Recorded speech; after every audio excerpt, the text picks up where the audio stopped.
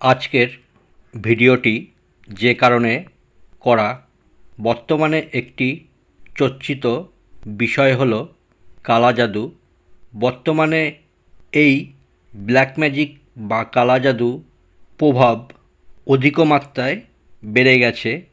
এবার জেনে নেওয়া যাক মূলত কালা জাদু কী কারণে করা হয়।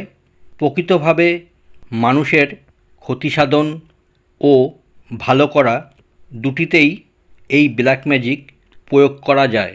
বিভিন্ন দেশে এই বিদ্যার প্রচলন আছে, যেমন আফ্রিকায় ভুডু ডল অর্থাৎ পুতুলকিয়ার মাধ্যমে ব্ল্যাক ম্যাজিক খুবই জনপ্রিয়।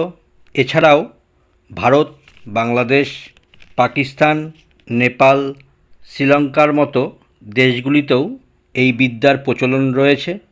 মারণ, উচ্চাটন, বিদ্বেষণ, বশীকরণ, ষটকর্ম বিদ্যায় ব্ল্যাক ম্যাজিক প্রয়োগ করা হয়, যেমন আটার পুতুল তৈরি করে বা শ্মশানের মাটি দিয়ে ছাই দিয়ে এর সাথে বিভিন্ন দ্রব্য মিশিয়ে পুতুল তৈরি করে বিশেষ দিনে, বিশেষ নক্ষত্রে বা তিথিতে এই বিদ্যার প্রয়োগ করা হয়। এক্ষেত্রে মারণ, উচ্চাটন, বানমারা এই সব কিছুই এই বিদ্যায় করা হয়ে থাকে।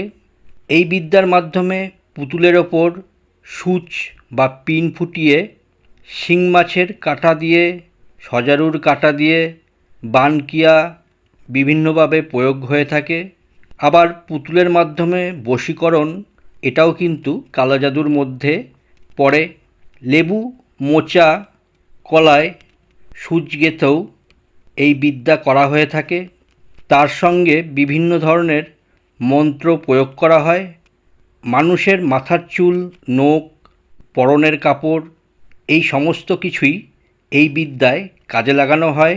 বিভিন্ন ধরনের পশু পাখির হাড়গোড়, শরীরের অংশ, মাথার খুলি এই বিদ্যায় চালানি ক্রিয়ার মাধ্যমে করা হয়। মূলত স্বার্থসিদ্ধির জন্যই এই ক্রিয়া করা হয়।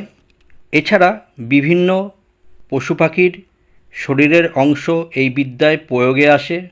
মানুষের জীবনে অস্থিতিকর পরিস্থিতি তৈরি করতে এই বিদ্যা প্রয়োগ করা হয়। এছাড়া শ্মশান, মশান, ভূত, প্রেত, জিন এইসব বিদ্যা চালনা করে দেওয়া হয়ে থাকে। এগুলিও এই ব্ল্যাক ম্যাজিক বা কালা জাদুর মধ্যেই পড়ে। বিভিন্ন গাছের কাটা, বিভিন্ন ধরনের তন্ত্রের বস্তু এই ক্রিয়ায় ব্যবহার করা হয়।